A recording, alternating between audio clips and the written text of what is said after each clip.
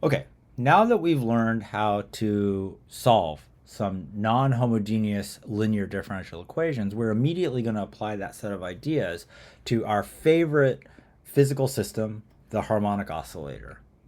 The way non-homogeneity crops up in the theory of harmonic oscillators is when you have an external forcing function.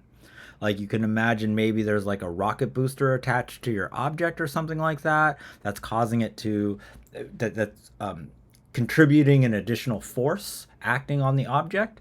You could imagine maybe an earthquake is happening, which again is an external force acting on your harmonic oscillator.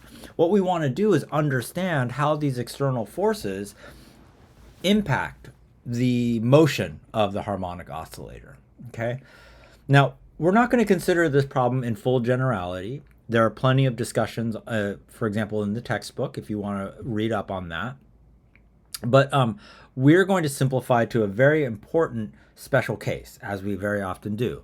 We're going to consider undamped, periodically forced harmonic oscillators. Undamped, you know what that means. That means there's no friction term in there's no damping term in our harmonic oscillator. C is 0, if you like. Periodically forced means that we're not going to consider any old forcing function. We're going to think about forcing functions which are periodic in time. Okay, like an earthquake might be such an example. We might model an earthquake which vibrates like this. We might model that using some kind of periodic function. And or it could be something like a washing machine. When you have clothes running in a washing machine, there are some internal forces as your clothes spin around inside the tub that have a periodic nature because of the spinning. All right, good. So that's the case that we're going to consider. Why? Why are we going to make these assumptions? Well, one, because we only have finite amount of time in the semester and we don't want to get too much in the weeds. And two, this case is very important for something that we're going to learn later on called Fourier series. Okay, so that's coming down the line. Okay, but for now, let's take care of the mathematics of the undamped periodically forced harmonic oscillator, and then take a look at some examples. So let's look at the undamped periodically forced harmonic oscillator.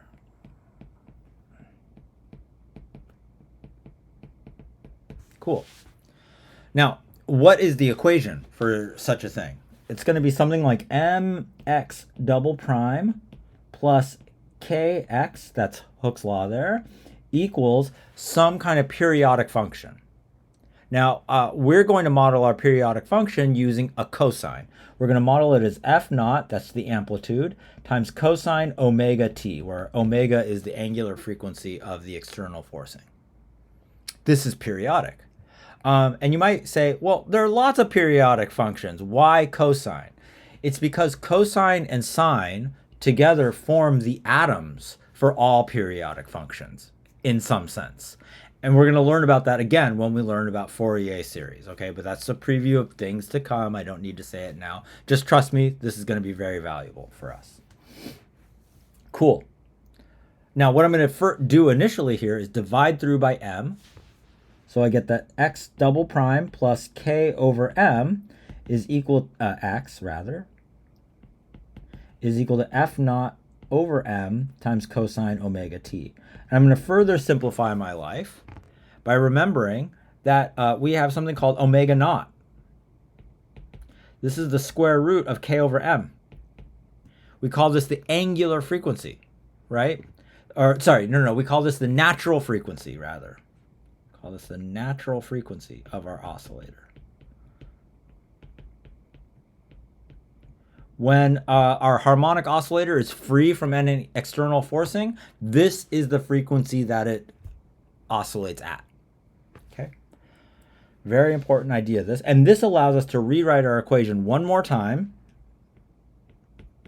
as x double prime plus omega naught squared x equals f naught over m times cosine omega t. Great. Now, how are we going to solve this equation? Well, we're going to first find what's called the complementary solution. Let's call that x sub c. This is going to be the complementary solution. And recall that what this means is this is the general solution to the associated homogeneous equation.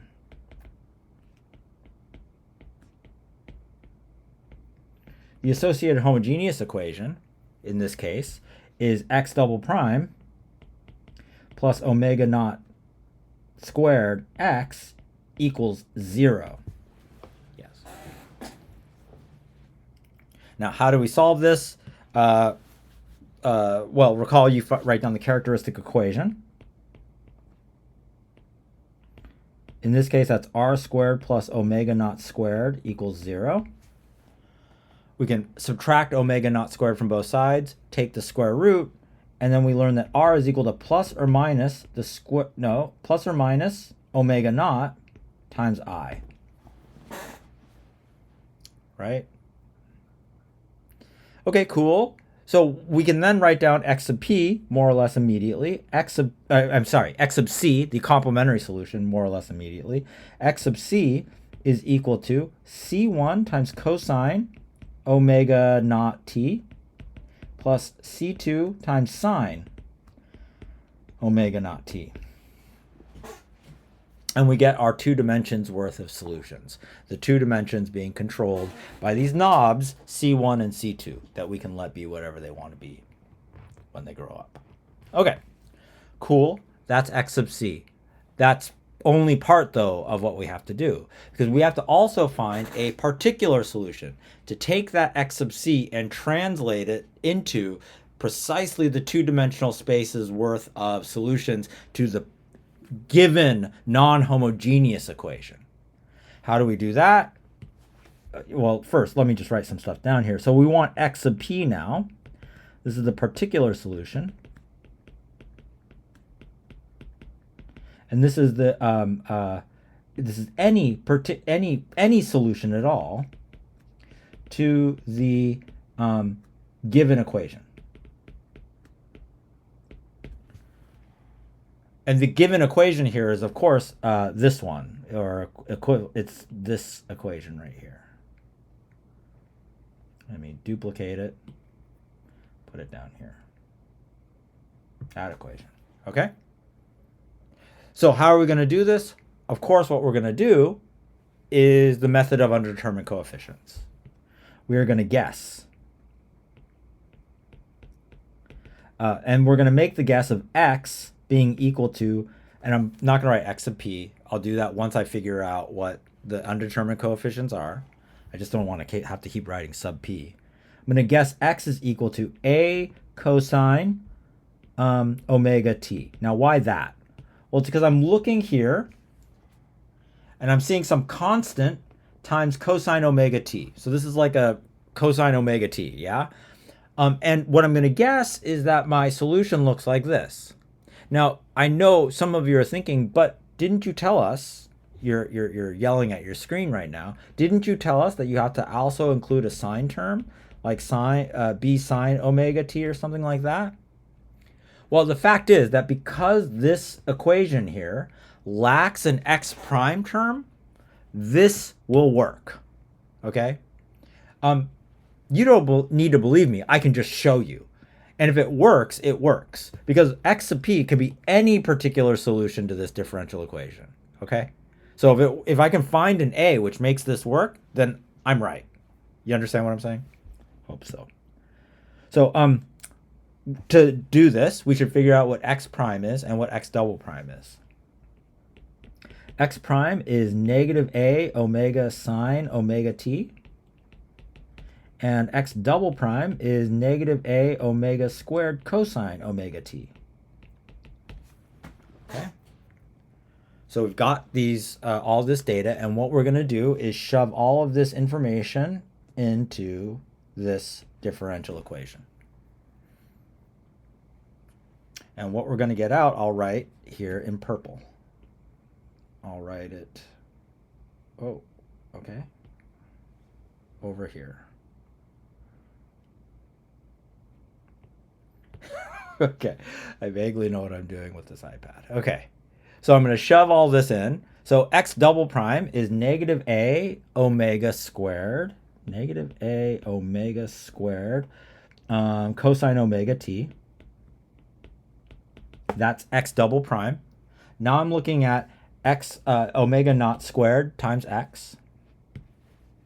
So I have plus omega naught squared times a cosine omega t. And all of this is supposed to be equal to the right-hand side, which is f naught over m times cosine omega t. Okay, now don't lose sight of what we're trying to do here. We're trying to determine the undetermined coefficients in our guess. The undetermined coefficient here is a.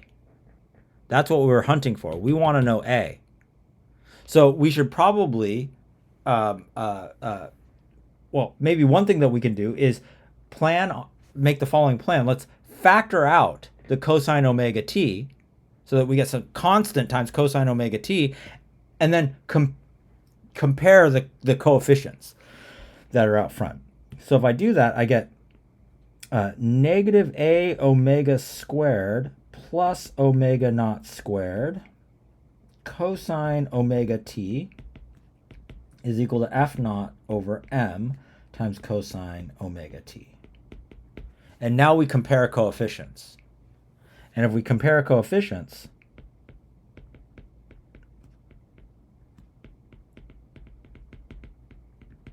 we get the equation, and I'm going to write it in a slightly backwards way. I'm going to write it as omega naught squared minus a omega squared. That's the coefficient of the left-hand side, is equal to f naught over m. Okay. Now, I kind of messed up. I forgot something crucial. I apologize. Do you all see where I made a mistake? I'm going to act like this. I did this on purpose. I can't believe you let me just keep going without pointing out this mistake, even though you are separated in time and space and could not possibly have corrected me because of the nature of the universe. Notice that I forgot an A here. Sorry. Or I wish I was sorry. It would be nice if I actually did feel any kind of remorse, but I feel nothing. I'm sorry. Oh, I just said I'm sorry again, but again, I felt nothing. That was a lie. I don't feel sorry at all. And that means that there's an A there. Okay? So we're one move away. Don't forget what we're trying to do. We're trying to find A. So what we can do is factor out the A and then divide by what's left. And what we learn is that A is equal to f naught divided by m times omega naught squared minus omega squared. Okay? Now, am I allowed to do what I just did? You might be yelling right now at your computer screen like a psycho because you're noticing something maybe that I'm noticing. Which is, I shouldn't belabor the point here because you can't actually communicate with me. Again, physics is preventing that from happening. The reason why you should be a little bit wary is because what if this quantity right here were zero? What if, in other words, omega naught was equal to omega? If omega naught was equal to omega, then this move would not be legitimate. Don't you agree? It would not be legitimate. And in particular, okay, this method of undetermined coefficients would fail. Why would that happen? Because if omega is equal to omega naught, look back at the complementary solution. If omega is equal to omega naught, then this guess is already a solution to the associated homogeneous equation. We'll take care of that, but for now, let's just assume that omega is not equal to omega naught. So I should have made that assumption right here. Assume omega is not equal to omega naught. If it was, we'd have issues, okay? So we'll talk about what happens when omega is equal to omega naught. Something very important is going to happen. But in the meantime, let's think about what's happening here. What we get is that a is equal to this expression, and therefore x sub p, we know what it is now. X sub p, maybe I'll write it in green.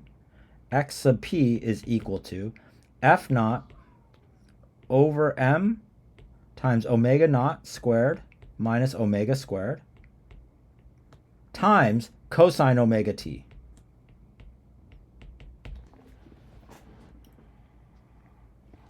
Awesome. And this allows us to write down the solution to our undamped, periodically forced harmonic oscillator. It's going to be given by x, so I mean, all right, general solution.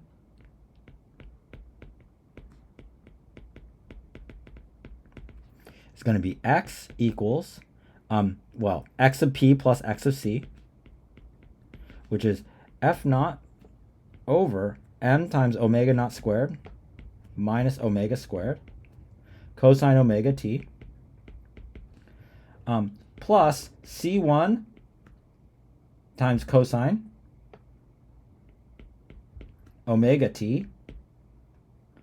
Did I do this right? Plus c1 cosine omega t plus omega naught t. That's right. Plus c2 sine omega naught t.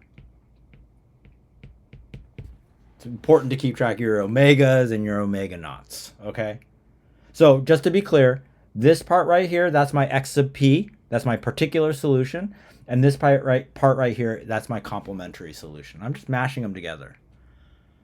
The effect of mashing them together is to translate the solutions to the homogeneous equation by this x sub p to obtain this two-dimensional space worth of solutions to the non-homogeneous equation.